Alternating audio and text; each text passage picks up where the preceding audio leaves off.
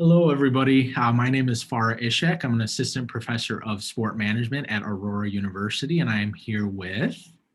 I'm Peyton Stensland, and I'm an assistant professor at the University of Cincinnati. And we are excited to present to you about exploring student athlete support services at two NCAA Division I universities. You might be wondering why there's a KU logo on there, but we did conduct this research as PhD students at the University of Kansas. Rock chalk. Rock chalk. So just to give a brief outline, it's going to be a pretty standard presentation.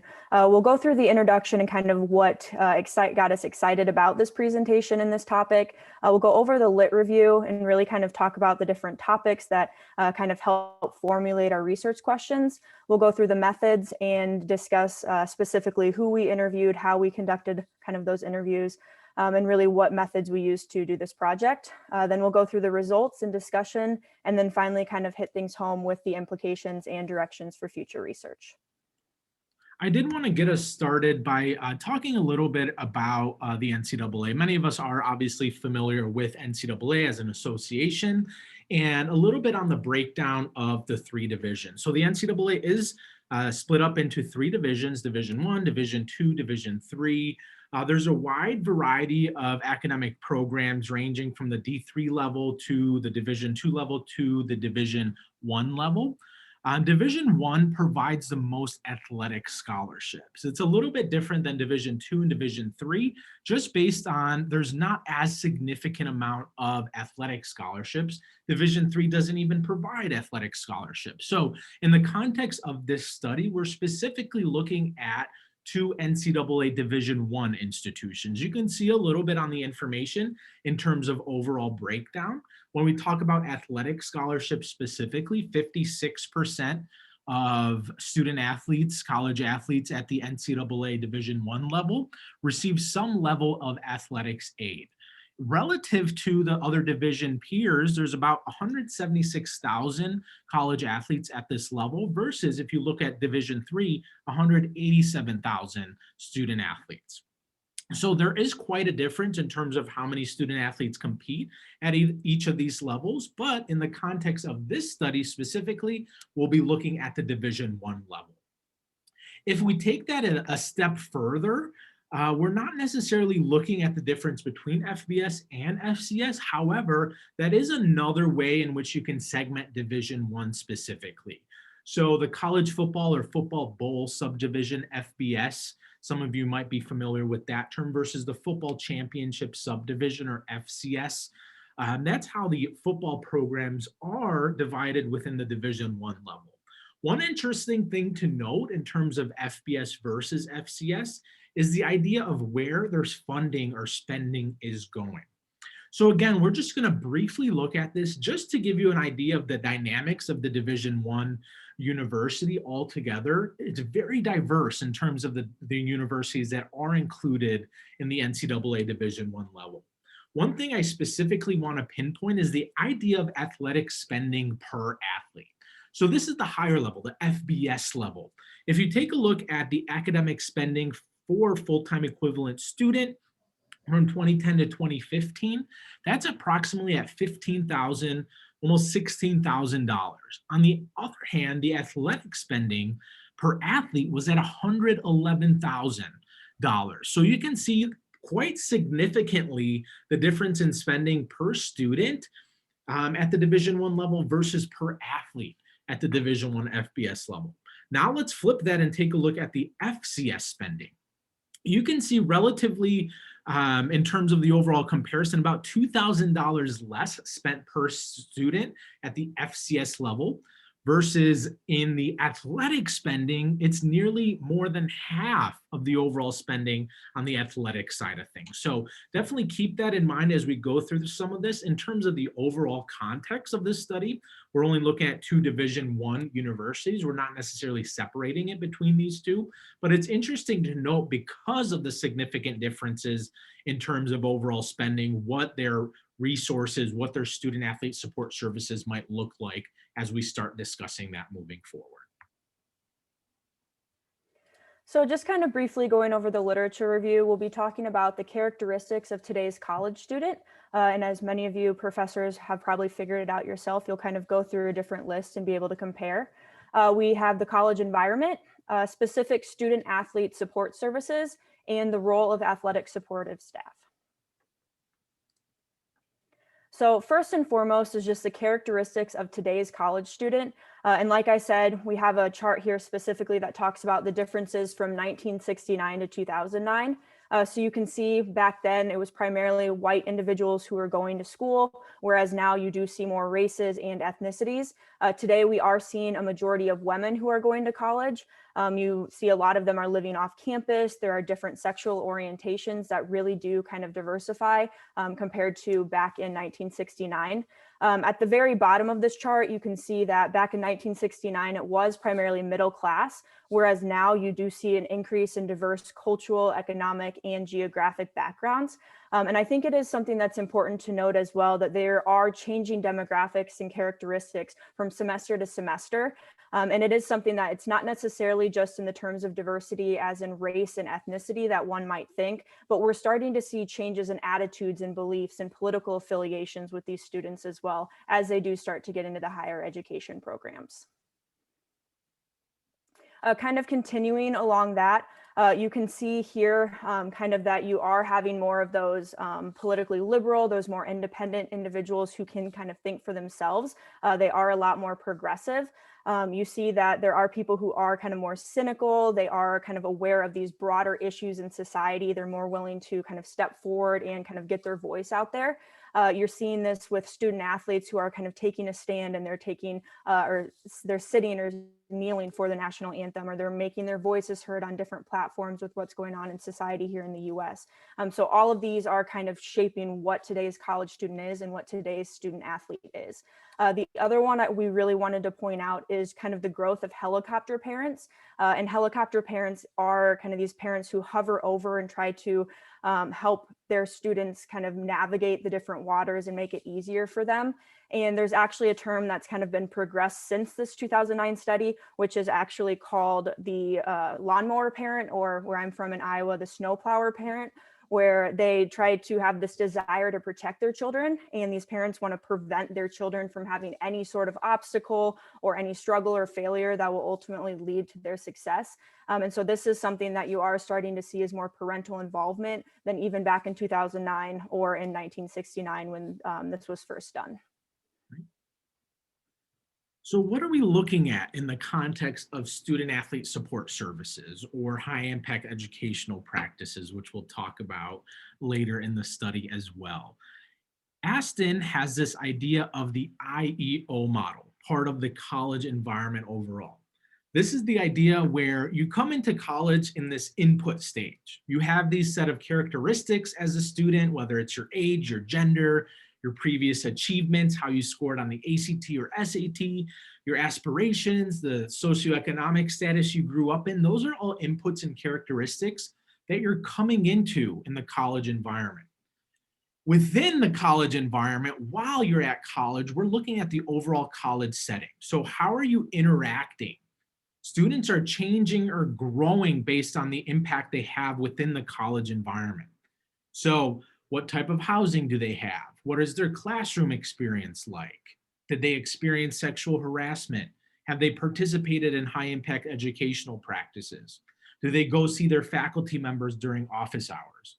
Are they participating in clubs? What sort of policies and procedures does the university that they're attending have? What does their student life look like? So this is the overall environment in which the students are participating in or interacting with. And if you take a look at it in the student athlete context, the student athlete support services fall within the idea of the environment. Once they interact with this environment, the output is what characteristics do they leave with after exposure to the university environment? What growth or change did they derive from interactions with the environment? But for the context of this study, we're looking at the college environment for student athletes, which includes student athlete support services. So Several examples of student athlete support services here. University of Kansas had student athlete support services. You see Purdue, VCU, Iowa, Wayne State. All these Division I institutions have specific student athlete support services for their college athletes. So let's take a look in terms of what these programs mean and what sort of role athletic support staff have. We know within intercollegiate athletics, they spend a significant amount of resources to provide additional personnel support relative to their non-athlete student peers. So take a look at an example here at Aurora University, a Division III school. The student athletes aren't necessarily having their own academic center. They don't necessarily have their own athletic advisors, right? They're utilizing much of the same resources a non-athlete student at the university would be utilizing themselves. However, on the Division I level, a little bit different. There's a lot of spending going around the resources for these college athletes. It's important to note that several studies have also illustrated that the overall importance of participation in intercollegiate athletics helps increase overall academic success, helps with overall involvement and engagement and retention for student athletes. However, there's important kind of negatives to consider. Oftentimes, athletes have these negative stereotypes directed towards them that might in fact hinder their overall engagement quality within the institution, making it difficult to establish relationships outside of their student athlete, their athletics bubble, much of which we'll talk about later in the study as well. And then it's also important to note that relationships established outside of teammates, including faculty and peers, have been shown to directly relate to academic success. So those negative stereotypes exist. However, if that's getting rid of the idea of establishing positive relationships, we're ultimately getting rid of the idea that establishing outside relationships, outside of teammates, with faculty, with peers, can be even more difficult for student athletes, for college athletes.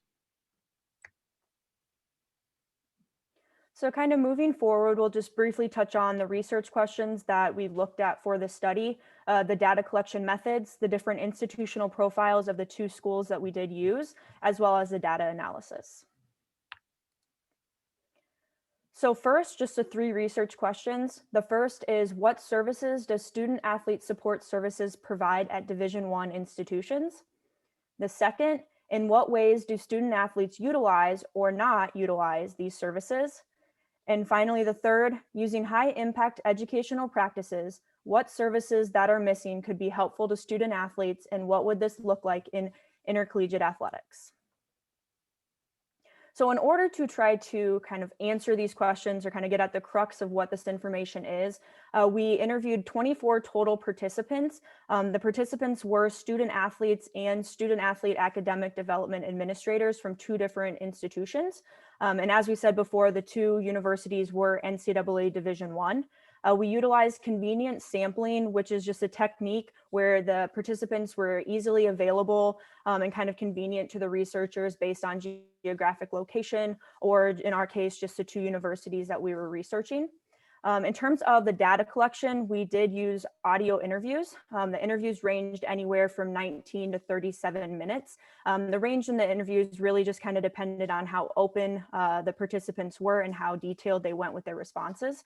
The semi-structured interview approach was utilized with a specific kind of interview guide, where it really allowed the researcher to kind of ask probing questions and really try to get at those explicit details that really told a story and kind of narrated the responses. And then at the end, we did use trustworthiness of data, where we kind of went through and utilized Lincoln and Guba's kind of four different aspects of credibility, dependability, confirmability, and transferability to try to make sure that the information we gained was trustworthy. So Peyton mentioned the idea of an interview guide. These are just a few example interview questions that were utilized in the context of this study.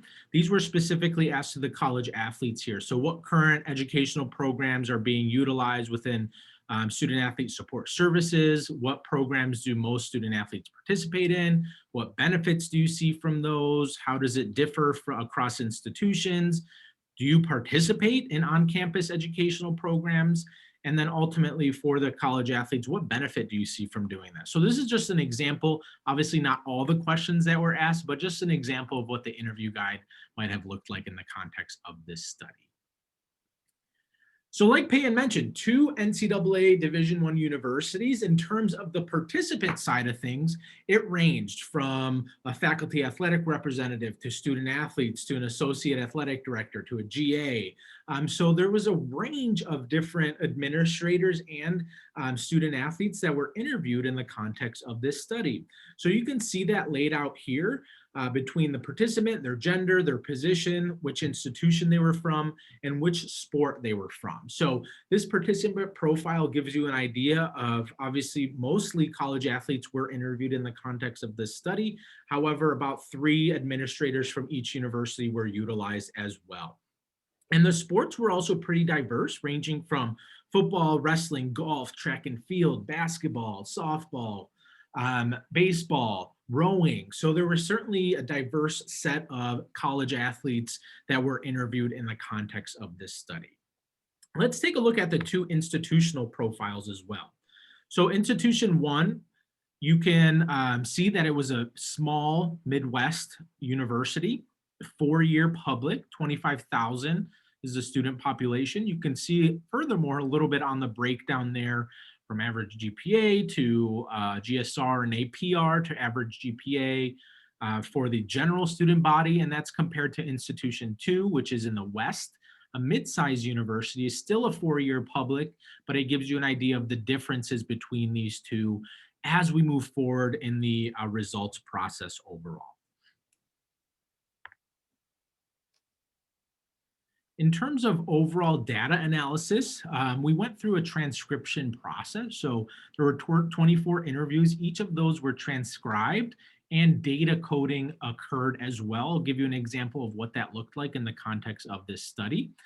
You saw, based on the lit review, some of the post-priority themes that were utilized, including the college environment, the IEO model, including high-impact educational practices, including some of the literature that already exists on student-athlete support services. So both post-priority themes and priority themes were utilized from existing literature to help guide the context of this study overall. And as we go through this, you will see some representative quotes that we will take a look at to help describe our overall results as well. So what did our data coding look like? Looked like this. This is just an example of qualitative raw interview data coding example. So what was the raw data, or what was the quote? What preliminary codes were associated with it? For example, this one was mental health, student development, new programming. What sub-theme did that fall under? And ultimately, what general theme did that fall under? So we were able to do that with the qualitative raw data in terms of what our data coding looked like in the context of this study. So how were our results organized? First, we'll start with some overall general themes. Within those general themes, there are some sub-themes that have existed as well. And then to wrap things up in terms of the results, we're going to look at the differences in student athlete support services. There were some similarities in terms of the overall programming, but we also want to mention the overall differences that occurred in the context of this study as well. So that's how the results will be organized moving forward, from general themes to sub-themes, and ultimately talking about the differences overall. So these are the general themes that were encountered in the context of this study.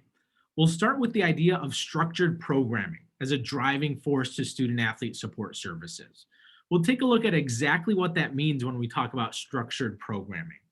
We'll also look at student-athlete support services and benefits to participation, the barriers to participating in student-athlete support services, what we mean when we say the student-athlete athletics campus bubble, and then ultimately applying high-impact educational practices in the student-athlete support setting. So one of the first themes that were encountered was the idea of structured programming. Each institution that we were able to interview, they each had their own sort of program that was utilized for student athletes specifically. So our first pseudonym is University Leadership and Development Program. This was in Institution 1. They utilized this sort of program as a means to help guide student athletes through the process of their education, through the process of their athletics. We'll take a look at a specific quote from this that helps illustrate what exactly structured programming means in the context of student athlete support services. Institution 2, I'm sorry, I'm missing the 2 there, has Life and Leadership Champions. That was the name of their structured programming as a pseudonym there. These institutions also had things like summer bridge programs. So, for instance, student athletes who are coming into the summer, they're arriving as freshmen on campus. How are student athlete support services at these Division I institutions initiating a bridge from being a senior in high school to ultimately being a freshman college athlete at these NCAA Division I institutions? As you could imagine, maybe some of you have even gone through that process as maybe Division I athletes. It can be tough. It can be a tough process for seniors in high school to bridge between that and being an NCAA Division I college athlete. Both of these institutions had student athlete advisory committees that student athletes obviously are able to participate in. And they also had mandatory academic programming. So study hours, for example, or tutoring hours that they needed to attend as part of structured programming. And this was really the backbone of student athlete support services overall. So acquainting students with services and what it means to be a college athlete. So I want to highlight a quote here. It says, "So I'm kind of infusing what we do into our freshmen starting off on day one." So it's not they get to their sophomore and junior year and they're like, "I've never heard of University Leadership Development Program." That's not what I want to hear. So I let them know from day one who does what and why we do what we do, connecting them to those resources in day one. And that was the backbone of student athlete support services here overall. We also take a look at the overall student athlete support services perspective. So what benefits do we think were part of these student athlete support services, as well as what's missing in terms of additional programming? So first thing I want to do is discuss the overall importance of utilizing student athlete support services. All in all, we know that this was important, that student athlete support services, both student athletes and administrators, found and illustrated the overall importance of such services. So being part of ULDP, you can see highlighted here, being part of ULDP, which led me to be part of SAC, which led me to be part of Conference SAC, which ultimately led me to be a spot now with an internship at the conference headquarters. So it's very important to me, not only as a student athlete, but also professionally, because this is where I wanted to be. So this specific college athlete was able to illustrate the overall benefit of student athlete support services in this case. And the second quote here says, and it goes back to what I said before. If you want these resources and you want to partake in them, they are there for you. There's so many opportunities in the networking events and things like that. So the opportunities are there and the benefits are there for these college athletes. However, this might make sense to many of us, but there are barriers to participation in some of these. Administrators said, yes, you can't necessarily work to schedule 500 student athletes at a time to participate in some of these, but student athlete time commitment and overall awareness of these programs were the big barriers to participating in such student athlete support services. So what else hinders them? Heavy work commitments. This is from COO 2019. That hinders high impact educational practice benefits. Heavy work commitments, right? Although many people think being a student athlete might not be work, it is. It's equivalent to a full-time job based on some of the hours that are necessary. So additional time spent with athletics, the more it affects the student athlete's ability to connect with faculty on campus or participate in outside organizations on campus. That's from Hummel 2014. Why is that important? Because we know there are benefits to student athlete support service participation. If you see this highlighted here, so the only catch-all that we really have is to go later in the evening, which is fine, except A, you do have to eat and the dining hall is closed after a certain hour, or B, you have to skip eating and do your homework. These were some of the issues that came about when interviewing administrators in terms of the overall student athlete participation. You also have this idea of student athlete athletics campus bubble, a campus disconnect. You see, here are a couple examples. This is from Louisville. They have the Thornton's Academic Center of Excellence. Might be hard to see, but I believe this was, I forget, this is from Georgia, the Student Athlete Academic Center that they have on campus. These are specifically for student athletes. That brings us into the idea of siloing student athletes, siloing the athletic department. So in terms of siloing of the athletics department, you can see that illustrated here in the highlighted quote. I definitely think I tried to branch out of athletics, but I see why people get so stuck in the bubble because it's so easy. It's so easy to ignore everything else that's going on campus because it feels irrelevant. You eat, sleep, and breathe athletics. This is part of the issue when we talk about separation seen across many Division I campuses. It's the idea of this athletics bubble. Student athletes can go to the center to eat, they can go to study, they can go to meet up with friends, they can go to see their academic advisors. The strongest impact was the influence of student athletes' interactions with faculty members on their academic success. These are often designed for small number of students on campus. For the sake of time, real briefly, some of the differences in each institution: number of resources and staff, decision to attend and recruit, as well as the parents of the student athletes, which Peyton briefly discussed as lawnmower or snow blower or helicopter parents. We'll talk a little bit about that here to wrap up. But I first wanted to discuss the difference in personnel. One institution had many more personnel available to the student athletes. So there was a counselor specifically for a sport or two versus having a counselor for an entire athletics department. So that was one of the differences we saw in terms of number of resources and staff.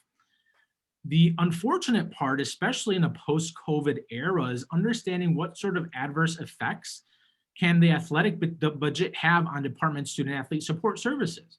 So that's going to be something to continuously study moving forward. Another difference was the idea of decision to attend. Are athletes attending because of the athletics programs, or are athletes attending because of the academic programs? In this specific case, it says, in my years of doing this, I'll be honest with you, I had one student say, I chose this school because of the football and academics. So it's happened, but I'm going to say 10%, and that's being positive in terms of who's attending because of academics.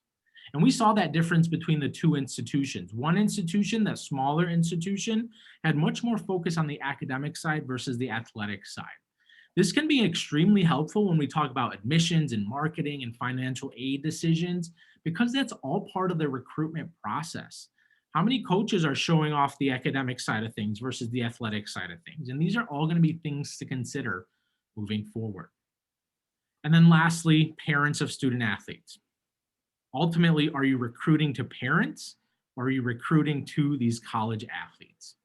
This brings us into the idea of helicopter parents. Gen Ys are being supported emotionally and financially by helicopter parents and paying extremely close attention to their child's experience.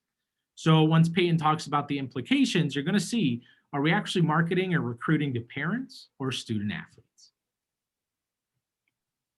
In terms of overall discussion, what's available to student athletes, the overall role, some concepts of the student athlete bubble, much of what we've talked about already is going to be part of our overall discussion here as well.